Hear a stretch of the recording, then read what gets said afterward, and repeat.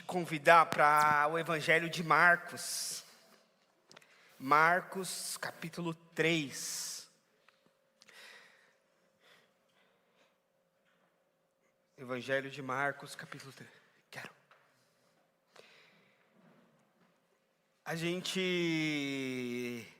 Nós assistimos o jogo ontem aqui, bem animado, apesar do primeiro tempo do Brasil. Mas foi uma experiência muito legal. E para o próximo jogo, como vai ser tarde, vai ser às 21h, né? A nossa proposta é que vocês assistam o jogo no seu pequeno grupo, né? Porque daí é mais tarde, os pequenos grupos normalmente estão em regiões diferentes da cidade, mais próximo das casas aí. Então, a proposta é que você assista com o seu pequeno grupo, e se você não é parte do pequeno grupo, é a sua oportunidade. Já chega junto para assistir o jogo. Na próxima sexta-feira, os nossos pequenos grupos presenciais se reúnem às sextas, justamente. Então, vai ser um bom dia para a gente assistir o jogo juntos desta forma, né? Porque vir todos aqui para a igreja e até sairmos da igreja ficaria um tanto tarde. Marcos capítulo 3, hoje a gente vai começar uma nova série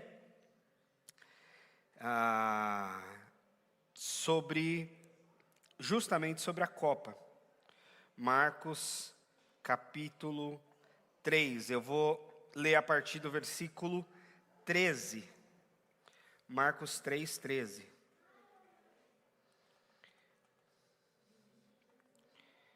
A palavra de Deus diz assim: Jesus subiu a um monte e chamou a si aqueles que ele quis, os quais vieram para junto dele. Então escolheu 12, a quem também designou apóstolos, para que estivessem com ele e fossem enviados a pregar, e exercessem autoridade para expulsar demônios. A estes 12 que ele escolheu são Simão, a quem deu o nome de Pedro, Tiago, filho de Zebedeu, João, seu irmão, João, seu irmão, aos que deu o nome de Boanerges, que significa filhos do trovão, André, Filipe, Bartolomeu, Mateus, Tomé, Tiago, filho de Alfeu, Tadeu, Simão, o Zelote, e Judas Iscariotes, que o traiu. Vamos orar?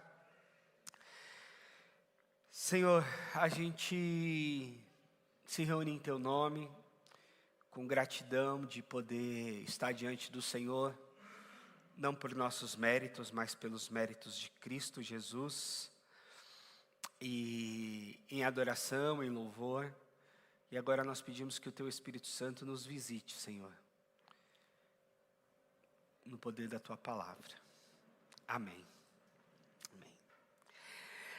O tema da série dessa vez é o jogo da vida, Evangelho em tempos de Copa. É disso que a gente quer falar.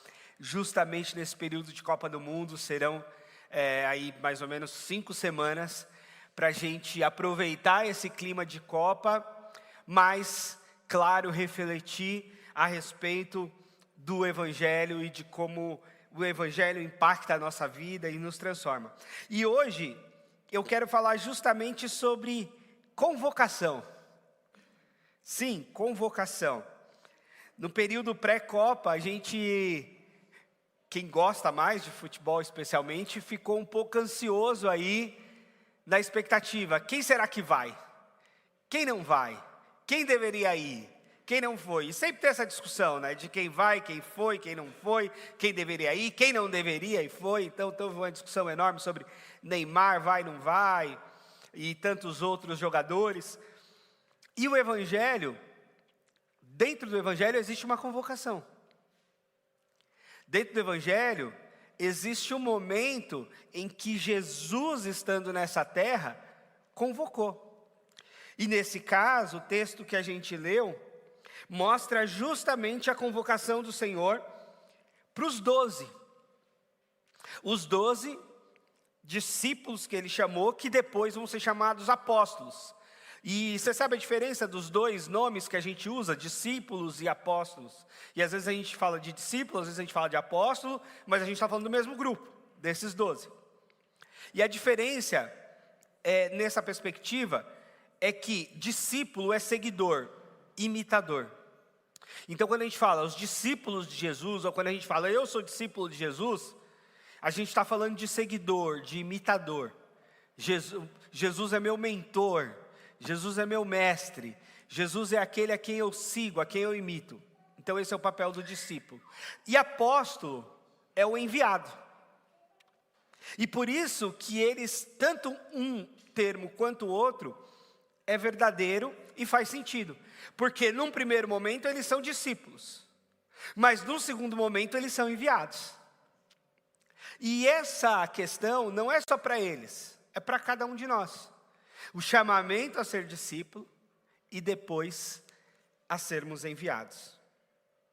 Agora, veja que a primeira coisa que Jesus faz, ele sobe ao monte e ele chama para si aqueles a quem ele quis, os quais vieram para junto dele. O primeiro ponto do Evangelho e desse chamado de Jesus é trazer as pessoas para si, para perto, para junto dele. A primeira coisa que a gente tem que pensar nesse segmento de Jesus é que Jesus nos chama para perto, para junto, para um relacionamento com ele. Quando eu fui para a igreja, eu comecei a frequentar a igreja, eu tinha algumas motivações que não eram exatamente essa de ficar perto de Jesus. Na verdade, eu queria ser jogador de futebol. Esse era o meu grande sonho, como milhões de garotos brasileiros. E aí, tinha alguns problemas nesse sonho. Primeiro, porque eu comecei a trabalhar muito cedo, com 13 anos. Então, conciliar os treinos de futebol com o trabalho e a escola era um negócio difícil. Mas eu estava tentando. Depois, eu tinha um outro desafio que aconteceu comigo no ensino médio, que foi dos meus amigos ali, que a gente já ia para umas baladinhas, já dava uns rolês, e num dado momento meus amigos começaram a querer usar drogas. A gente bebia, que já não é bom, né? Principalmente na adolescência, e até aí eu fui beber e tal. Mas quando meus amigos começaram a querer experimentar maconha, cheirar lança-perfume, não sei o quê, eu falei, ixi, vai dar errado isso aqui. E aí, por outro lado, eu também pensava, se eu quero ser atleta, se eu quero ser jogador, isso também vai me atrapalhar. Vai ser um problema. Então, eu acho que eu vou para a igreja. Porque se eu for para a igreja, eu já entro numa outra rota, que não vai ser essa das drogas. E também, quem sabe, se eu for bom com Deus, Deus vai ser bom comigo.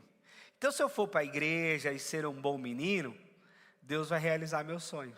Então, a minha perspectiva naquele momento era um pouco sair desse circuito que eu via que ia dar errado, e deu mesmo. Um dos meus amigos mais próximos foi preso, tirou anos de cadeia, fez coisa errada e tal. E, por outro lado, eu queria que Deus realizasse meus sonhos. E essa pode ser uma motivação bastante comum das pessoas. Eu vou para a igreja para que Deus realize os meus sonhos. Eu vou dar aqui um dízimo, uma oferta, para que Deus me faça enriquecer. Eu vou aqui seguir um padrão moral adequado, para que tudo na minha vida dê certo. Essa pode ser uma perspectiva. E uma perspectiva dessa, para quem está caminhando na fé, ou iniciando na fé, é compreensível e aceitável. Porque fala a respeito de uma imaturidade. Na época eu tinha 17 anos. E independentemente da idade, eu não tinha convicções de fé e não tinha maturidade na fé. Então, ir para a igreja para que Deus realizasse os meus sonhos, eu entendo como totalmente legítimo esse primeiro passo. Mas, ao começar a compreender o Evangelho, e quando de fato eu nasci de novo, que é quando o Evangelho ganha uma vida dentro da gente, eu vi que não era bem assim. Eu vi que Deus não era um gênio da lâmpada, disposto e disponível para realizar todos os meus desejos. Eu vi que a fé e o discipulado de Jesus tinha pouco a ver com realização de sonhos pessoais, e mais a ver com avançar numa vida cheia de propósitos, de sentido, de significado e de serviço a Deus. Então, isso foi se transformando. Não sem muito choro e frustração. Porque eu me tornei jogador de futebol profissional aos 19, num time pequeno do interior, mas naquele mesmo ano, eu machuquei o joelho gravemente, e com 20 anos eu passei por 3 cirurgias no joelho. E aí, a carreira foi só de 6 meses de profissional, só de um contrato, lá no interiorzão de São Paulo. Então, isso gerou muito choro, muita frustração, porque naquele momento em que eu tinha ainda 1 para 2 anos de fé, de igreja, eu ainda estava na perspectiva de que Deus estava disponível, disposto a realizar meus sonhos. E que era um sonho muito legítimo, né? Ser um atleta, me dar bem na vida, fazer o que gosta, ganhar dinheiro com isso, ajudar pessoas. Tinha uma série de sonhos muito comuns de menino que veio da periferia e tal, na história de muita gente. Mas não foi assim que aconteceu. Isso gerou muita dor, muita frustração, muito choro, muita briga com Deus, naqueles dias de lesão e de cirurgia e de dor e tal, parafusos no joelho, todas aquelas complicações e tratamentos. E eu tive bastante tempo de reflexão, né, porque foi bastante tempo sentado, ou numa cama, ou na fisioterapia e etc. Mas que esse sofrimento também foi me gerando maturidade. E aí entra num outro tema que eu não vou aprofundar aqui, que é a frustração. Porque a frustração é sempre uma coisa ruim. É sempre uma coisa que nos derruba, né? A gente estava na expectativa ontem de uma vitória do Brasil e de repente empata. É uma frustração. Se perde, a frustração é maior ainda. E aí o ponto não é a respeito de frustração, porque todos nós teremos frustrações em vários momentos da vida, em várias áreas da vida, em várias circunstâncias, em vários contextos. O ponto é, para onde que a frustração nos leva? Para alguns, a frustração leva a uma depressão profunda, a uma desistência de tudo. Para outros, leva para uma crise de fé. Mas para outros, leva para a maturidade. Você cai, levanta, sacode a poeira e segue. Então, para mim, eu vivi tudo isso. Eu vivi a briga com Deus, eu vivi a dor, a tristeza, talvez não uma depressão, mas uma tristeza profunda por alguns dias e por algum tempo.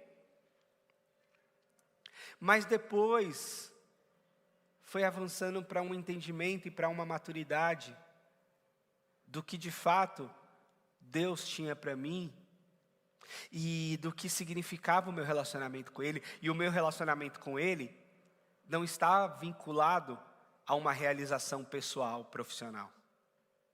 Não estava vinculado a uma realização de performance esportiva ou de qualquer área. A primeira coisa que Ele quis de mim é estar junto dEle, estar perto dEle. João capítulo 15, versículo 16, ele diz assim: vocês não me escolheram, mas eu escolhi vocês. Agora vão e deem fruto. Então, esse chamamento de Jesus é um chamamento para estar com Ele. Se você tem outra motivação, como eu tinha no começo, de que Deus ia realizar meus sonhos, de que Deus ia me abençoar, de que Deus ia me dar absolutamente tudo que eu quisesse na vida, cuidado, você vai se frustrar, se não já se frustrou. Mas a boa notícia é que Deus é muito maior que isso. E o convite dele, a convocação dele para cada um de nós, é para o relacionamento em primeiro lugar. É para estar junto dele. E isso dá um descanso para a gente, sabia? Porque a gente não está no mundo da performance. A gente não está no mundo da competição. A gente não está no mundo da vitória. A gente não está no mundo de fazer tudo e acontecer e dar certo e tal. Esse é o mundo do trabalho. Esse é o mundo aí fora. E quando a gente vem para a igreja, às vezes a gente também vem nessa perspectiva. E aí a gente vai para o Evangelho e vê um Jesus que nos convida só para estar com Ele. É como eu chamar um de vocês para minha casa, ou chamar um de vocês para almoçar, e algumas pessoas assim: ixi, o pastor está me chamando para conversar, o que será que ele quer? Quer pedir alguma coisa? Quer dar uma bronca? Quer o quê? E às vezes é só assim: não, é só para a gente estar junto, só para a gente conversar. Esses dias eu chamei o Johnny e a Vanessa, que é o casal que estou chegando na igreja, para a gente almoçar. E aí, quando o Johnny falou para a mãe dele que ele ia almoçar com o pastor, aí a mãe dele falou: Johnny, você mal chegou na igreja, o pastor já te chamou para conversar? O que você fez? Eu falei: Johnny, sua mamãe te conhece, hein? Eu falei: era só para a gente estar junto, era só para a gente conversar, era só para a gente se conhecer mais. Porque o movimento de Jesus com os discípulos foi esse. Num primeiro momento, foi chamar para estar junto. No primeiro momento, foi chamar para a comunhão. No primeiro momento, foi chamar para essa conexão. E eu acho que a nossa igreja vive bem esses momentos de festa, né? Nossa igreja não costuma lotar muito, mas vai fazer uma festa, lota. Vai fazer um churrasco, uma festa junina, assistir o jogo. Mas eu gosto disso, porque tem esse espírito do tipo, a gente vai estar junto. E a gente estar junto é muito legal. E Jesus fez muito isso. Jesus foi acusado de comilão e beberrão, porque ele se juntava com os discípulos e com outras pessoas para comer e beber, para estar na mesa. Há muitos momentos do ministério de Jesus que é em volta da mesa, que é um almoço, que é uma janta, que é um encontro, que é um momento junto com os seus discípulos. E ali ele ia partilhando, ele ia ensinando, ele ia instruindo, ele ia se revelando.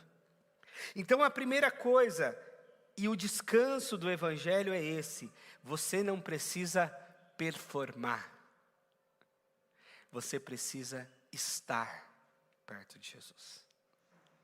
Esse é o objetivo em primeiro lugar: estar perto do Mestre, estar com Ele, obedecer a esse chamado dEle, de estar junto, de buscar uma intimidade, de buscar um relacionamento, de buscar uma conexão, de buscar uma proximidade. E os discípulos fizeram isso, eles comiam com Jesus, eles andavam com Jesus, eles observavam Jesus. Quando eu me converti, eu logo fiquei ávido pela leitura bíblica, porque eu queria estar perto, eu queria aprender, eu queria saber como é que as coisas se conectavam com Jesus. E essa é uma beleza do Evangelho e do novo convertido, porque ele está sedento por essa conexão espiritual, ele está cheio de dúvidas, ele está cheio de questionamentos, mas ele avança para essa proximidade. E a nossa relação com Jesus, ela é muito única, né? Porque é o nosso jeito de conexão. Tem gente que se conecta com Deus mais com louvor, tem gente que se conecta com Deus lendo a palavra, tem gente que se conecta com Deus quando dobra o joelho para orar, tem gente que se conecta com Deus orando de outras formas, tem gente que se conecta com Deus em silêncio, num silêncio meditativo, numa quietude. Tem gente que se conecta com Deus quando vai para um showzão gospel e louva a Deus e tal. E às vezes a gente se conecta com Deus com tudo isso misturado, né? A cada momento, a cada circunstância. E é bonito, é bela essa conexão e é única. E a gente precisa valorizar e manter essa conexão. O salmista disse no Salmo 27:4, dizendo assim: uma coisa pedi ao Senhor, e a procuro, que eu possa viver na casa do Senhor todos os dias da minha vida. E aqui o ponto não é viver na igreja. Nós nos encontramos aqui basicamente no domingo de manhã. Mas o que o salmista queria dizer é viver na presença, é viver em conexão. E a presença de Deus, claro, o símbolo da presença de Deus era o templo. Era o lugar onde Deus se manifestava, era o lugar onde tinha os louvores, era o lugar onde tinha o culto. Então sim, esse lugar é especial e esse momento do domingo de manhã é para isso. Mas há muitos outros momentos para você buscar essa conexão, porque nós já sabemos, e Jesus falou isso lá para a mulher samaritana, no Evangelho de João, que a verdadeira conexão com Deus é em espírito e em verdade, e ela não depende de um lugar, nem de um dia, nem de uma hora específica. Jesus diz: olha, o Pai está procurando verdadeiros adoradores que o adorem em espírito e em verdade, e não é em Samaria, ou em Jerusalém, ou no sábado, ou no domingo. É em espírito e em verdade. Se for uma conexão verdadeira, se você estiver com o coração aplicado nessa conexão, é em qualquer lugar. É debaixo do chuveiro, é deitado na sua cama, é no seu ambiente de trabalho, é em qualquer lugar. Agora, também é verdade que para além do relacionamento, ou o passo seguinte do discipulado,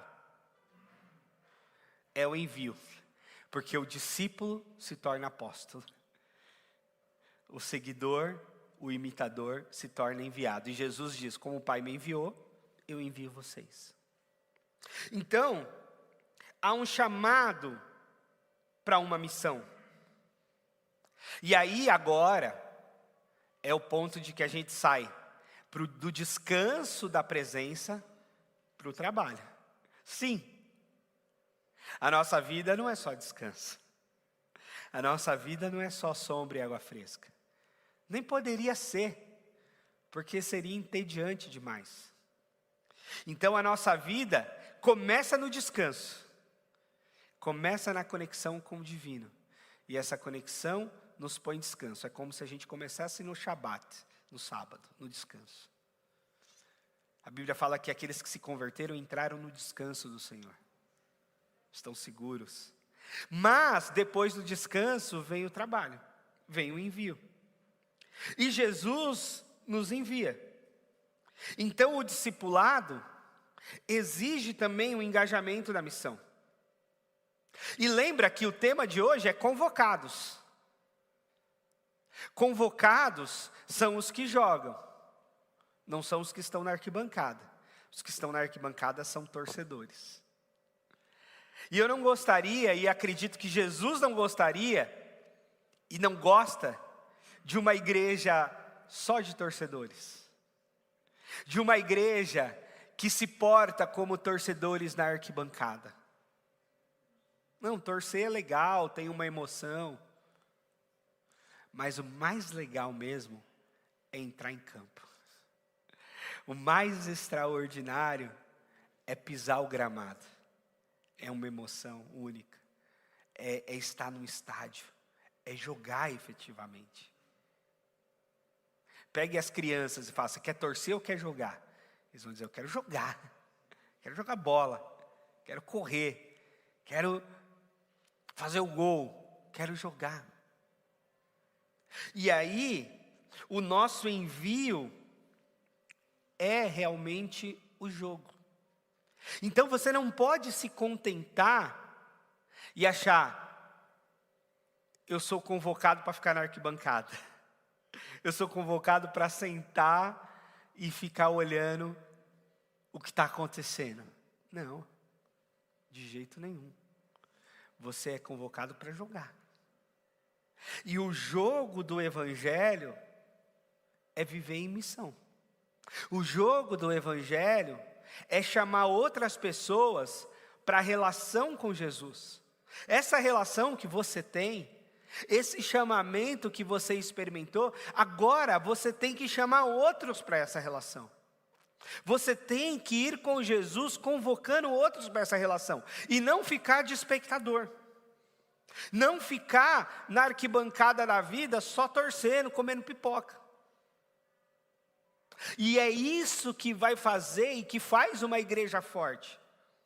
O que faz uma igreja forte, uma igreja viva, não é o tamanho do seu auditório e dos seus espectadores, mas é o quanto o Evangelho está fazendo efeito na vida dessas pessoas.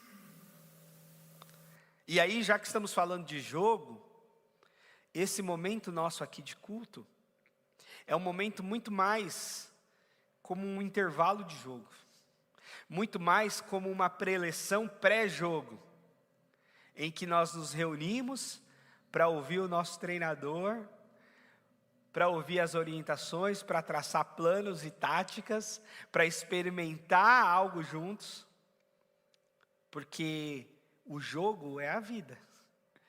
O jogo é segunda, é terça, é quarta, é quinta, é sexta, é sábado.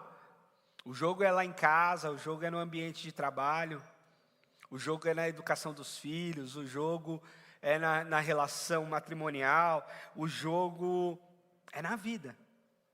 E aí é nesse jogo da vida que a gente tem que se mostrar discípulos do Senhor. É nesse jogo da vida que a gente tem que bater no peito e dizer assim: eu fui convocado por Deus. Deus me convocou para caminhar com Ele. E para ser aqui nessa terra uma referência dessa jornada. Para ser aqui nesse mundo alguém que é um verdadeiro embaixador, proclamador desse evangelho do reino. É comigo. É comigo lá no meu trabalho. Lá no meu trabalho Deus me chamou para isso. Eu estou lá na escola e Deus me chamou para ser seu discípulo. Eu estou aqui no ambiente familiar e Deus me chamou. Eu estou educando meu filho, e como é que um discípulo de Jesus educa filho? Eu sou marido, como é que um discípulo de Jesus se porta como marido? Eu sou amigo, como é que um discípulo de Jesus é amigo? Eu sou profissional, como é que um discípulo de Jesus é profissional? E aí a gente tem essa lição de casa mesmo, porque nós temos que descobrir o nosso caminho.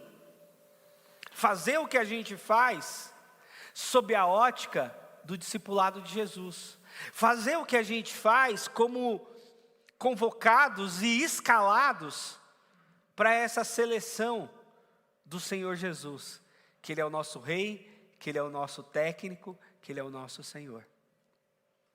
E aí sim, nós precisaremos de empenho, de trabalho. E a metáfora vale também na aplicação, não é verdade?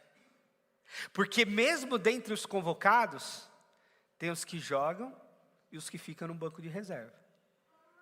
E a pior coisa para um time são aqueles que se acomodam no banco de reserva, né? Estou bem aqui sentado. Entra lá no jogo. Não quero entrar não, deixa eu aqui sentadinho. Você sabe que no futebol tem uma coisa que chama bicho, que é o pagamento por vitória. Praticamente em todo time é assim. O time ganha, além do salário, além de tudo, tem um dinheiro que os dirigentes pagam pela vitória. Só que normalmente esse dinheiro é pago para quem jogou, não para quem ficou no banco. E aí eu já vi, convivendo nesse mundo do futebol, o jogador pedir assim: me põe só nos 5 minutos finais, só para eu ganhar o bicho. Eu não estou nem fazendo questão de jogar, me põe no finalzinho só para eu ganhar o bicho. Ou também já vi jogador que está com medo do jogo, um jogo difícil, um jogo pegado. Não, me deixa aqui no banco, não precisa apoio não, deixa eu aqui no grupo, vou ganhando aqui o meu salário, eu vou aqui tranquilo. Tem uma frase famosa do Vampeta no Flamengo, né? Eles fingem que pagam, eu finjo que jogo. Um cinismo, né, ali, do tipo, eles não estão pagando, eu também não vou jogar e está tudo certo. Isso é terrível para um time. Isso é terrível, você querer ficar só no banco. O que é legal e o que faz um time vitorioso? Quando todo mundo quer jogar. Quando mesmo aquele que está no banco está na expectativa de entrar. Está fazendo planos, quer jogar, quer entrar em campo, quer dar o sangue. Quer conquistar a vitória, quer fazer a coisa dar certo. Esses são os que formam um time vencedor. Os que estão a fim de jogo. Os que querem entrar em campo. Que não estão contentes de ficar sentados, só assistindo. Para mim, uma das grandes frustrações do futebol, dessas frustrações cotidianas, era essa. Você ir para o jogo e ficar no banco de reservas e não jogar. É horrível. Porque você treina a semana toda, você vai para o jogo, às vezes era uma viagem de horas, você faz o aquecimento ali, você põe um uniforme, e de repente você não joga. Você volta meio frustrado, meio cabisbaixo. Você vai tomar banho no vestiário, nem suou direito, porque não jogou. É muito ruim. E quem é jogador precisa lidar com isso, né? Porque realmente às vezes joga, às vezes não. Não é bom essa sensação. Só que perigosamente tem gente que se acostuma. Se acostuma com o fato de não jogar. Se acostuma com o fato de ficar no banco. E aí vai passando batido. Sem se importar muito, na verdade. Isso não é bom. O bom é querer entrar em campo. O bom é querer jogar. O bom é estar conectado e vivo na vida.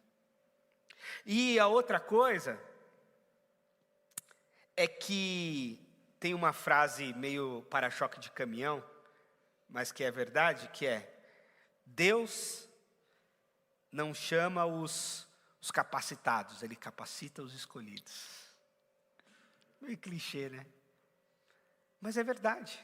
O duro é que é verdade. Porque os discípulos do Senhor Jesus não eram pessoas assim, especiais. Não eram pessoas super cultas. Não eram pessoas super, de alguma importância social. Não eram. Um era cobrador de imposto, o outro era pescador, o outro era não sei o quê. O próprio Jesus via, muito provavelmente, da marcenaria do seu pai, da carpintaria. Era isso. Tanto que eles eram muitas vezes desprezados, né? Esses galileus aí. O chamado de Galileu, desses que vêm da Galileia, é quase um xingamento. É um menosprezo. Esses caras aí que vêm lá do interior. Esses aí que vêm lá do norte.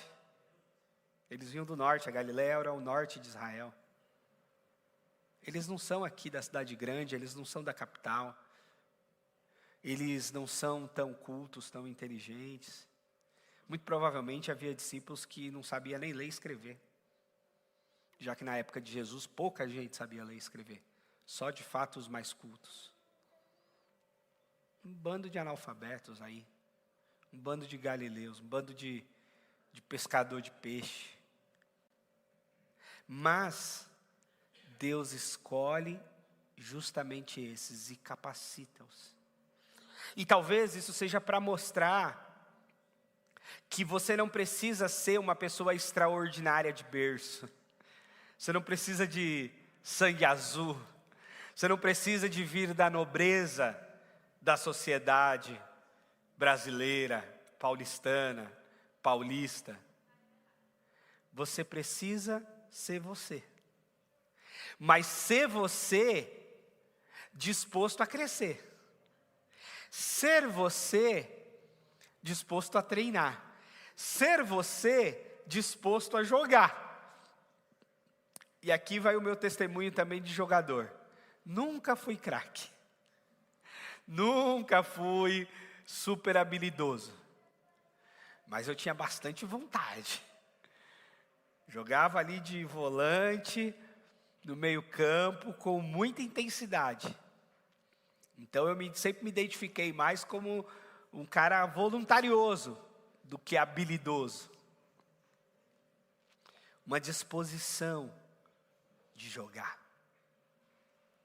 E o discipulado de Jesus tem a ver com essa disposição. Porque se por um lado Deus nos chama, por outro lado, o Evangelho exige uma resposta nossa.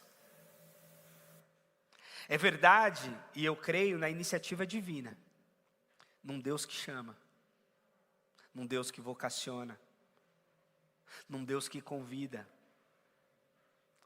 Mas eu acredito também numa resposta humana, de desejo, de vontade, de querer, de buscar. E o Evangelho tem a ver com isso. Tem a ver com essa busca e com essa capacitação que vem de Deus. Com essa capacitação que vem do próprio Evangelho, com essa capacitação que vem daquilo que Deus tem para nós. É uma capacitação bíblica, é uma capacitação espiritual, é uma capacitação dentro de nós, é uma busca legítima e intensa de transformação. E a capacitação no Evangelho, ela tem vários ângulos, porque nós somos seres complexos, e aí nós precisamos entender a Bíblia num certo aspecto, então precisa de uma capacitação cognitiva, mas ao mesmo tempo nós precisamos de uma capacitação de coração, de afeto, ou seja, algo que nos mobiliza e nos transforma, porque só saber o que é certo também não adianta, aquela coisa precisa ser introjetada dentro de nós. E por outro lado, nós também precisamos estar dispostos a este aprendizado e essa repetição e essa multiplicação do Evangelho. E quantos de nós cresceu muito a partir do Evangelho, porque buscamos aprender, viver, imitar com pessoas mais experientes, com a própria Bíblia, com as pregações, com tantas coisas, e nesse mundo de tecnologia e de informação, nós temos muita coisa ao nosso dispor. Nós temos muitas possibilidades. E eu, como pastor, eu quero também, e você sabe disso, estar disponível para o seu crescimento. Mas o seu crescimento, fundamentalmente, tem a sua responsabilidade. Sim. Tem um momento da vida que a gente aprende que para a gente ter saúde, a gente precisa comer certas coisas e não comer outras coisas. Que para a gente ter saúde, a gente tem que fazer atividade física. Que para a gente ter saúde, a gente precisa lá fazer o nosso check-up médico. Que para a gente crescer profissionalmente, a gente precisa lá se aplicar nos estudos e tal. Que a gente sabe e precisa saber. E precisa dar passos nessa direção. Precisa dar passos de crescimento. Então, você precisa ser o principal responsável para o seu crescimento e amadurecimento.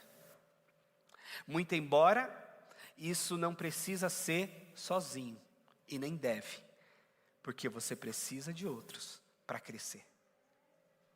Você precisa de pais que te ajudem ou te inspirem a ser pai. Você precisa de pessoas maduras na fé que te ajudem e te inspirem a ser mais maduro na fé. Você precisa de pessoas de maior conhecimento bíblico que te ajudem e te inspirem a conhecer mais a Bíblia. Mas você tem que fazer o seu corre. Você tem que ir atrás, você tem que querer esse crescimento. Porque você precisa saber onde você está. Você está em jogo? Você está em campo? Então avance.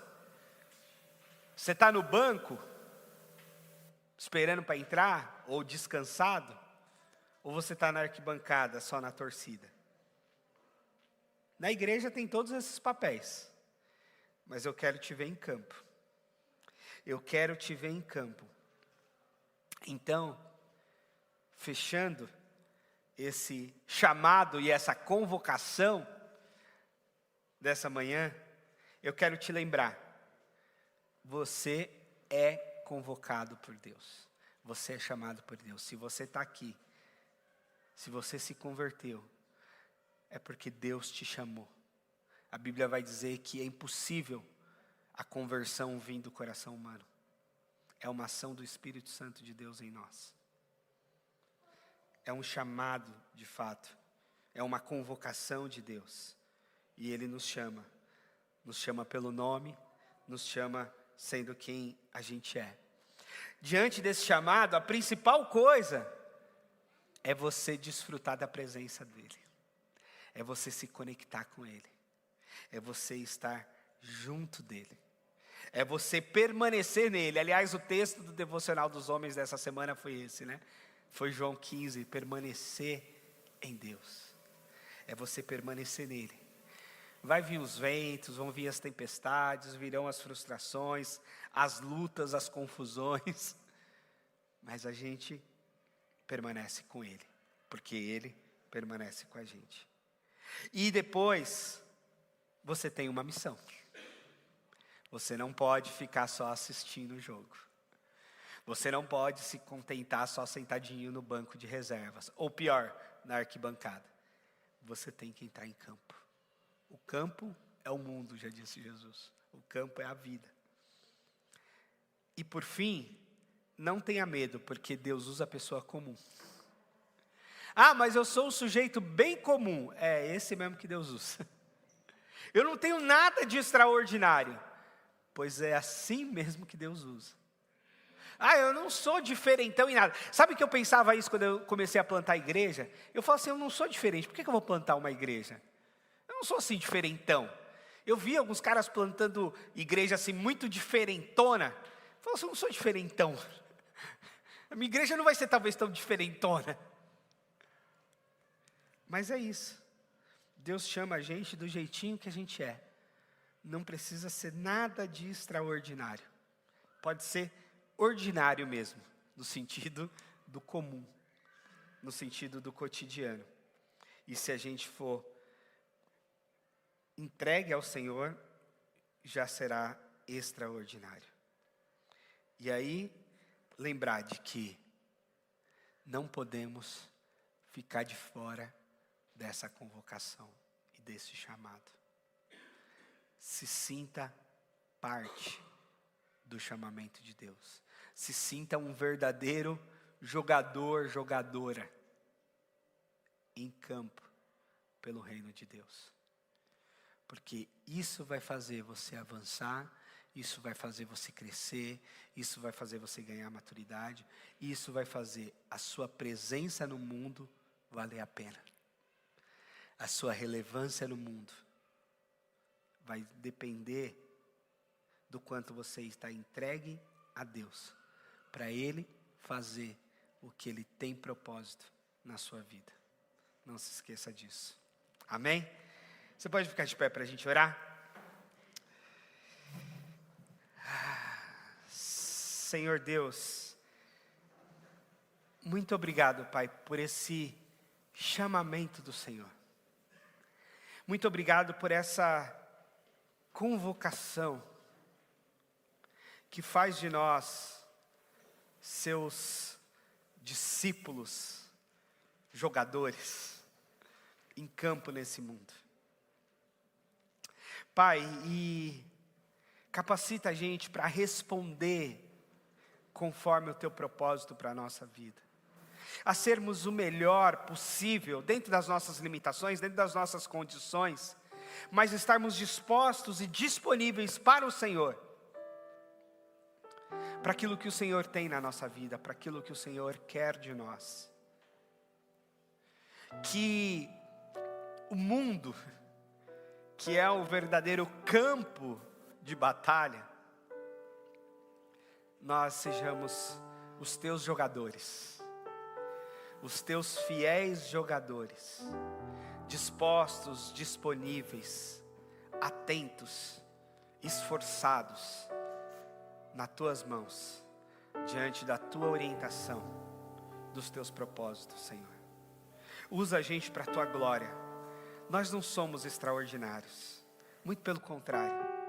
O Senhor sabe que nós somos pecadores. O Senhor sabe que nós não somos os mais inteligentes do mundo, nem os mais capazes do mundo, nem os que têm mais dons no mundo, mas é na nossa fraqueza que o Senhor se faz forte. É na nossa limitação que o Senhor opera o extraordinário. Então usa cada um de nós para a tua glória, Senhor.